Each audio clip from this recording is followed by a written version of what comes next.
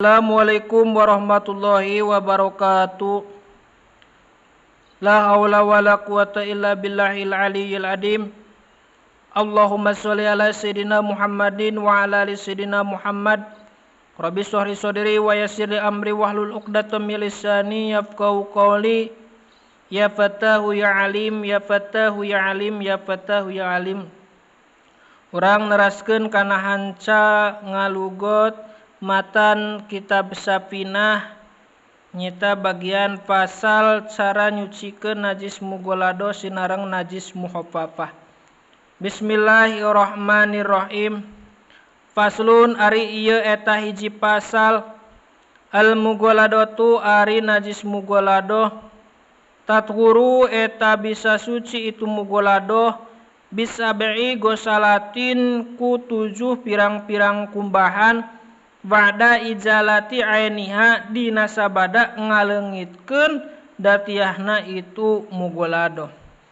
Ihdahuna ari salah sahijina itu anu 7 biturobin eta dicampuran make taneuh.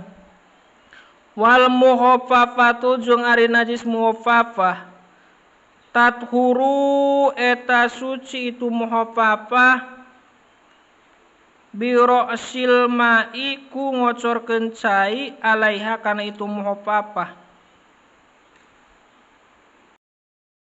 ma'al golabati sertana ngalindih wa ijalati ainiha jeung sabada ngaleungitkeun jentulna itu muhaffafah. Bismillahirrahmanirrahim. Ari najis mugoladoh teh kamari teh nyata najis anu diberatkeun dina nyucikeunana nyata najis anjing sinareng bagong atau babi. Teras cara nyucikeun najis mugoladoh nyata bisa bai gosalatin ku 7 pirang-pirang kumbahan.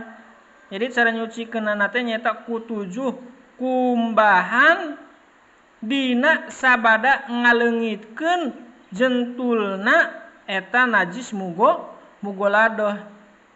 Janten lamun aya kotoran anjing tah ku urang teh dipikeun heula jentul eta najis teh terus ku urang dikumbah ku 7 kali kumbahan.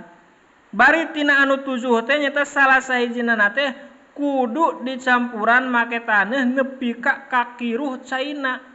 Jadi genep kali kumbahan tah nu katujuhna dina salah sahiji anu katujuh kumbahan teh kudu aya anu dicampuran ku make taneuh gitu. Teras lamun dina 7 kali kumbahan teu bersih wae, bersihna teh dina anu katujuhna maka eta anu katujuh direken hiji. Maka genep kali kumbahan deui. Eta cara nyucikeun najis mugolado.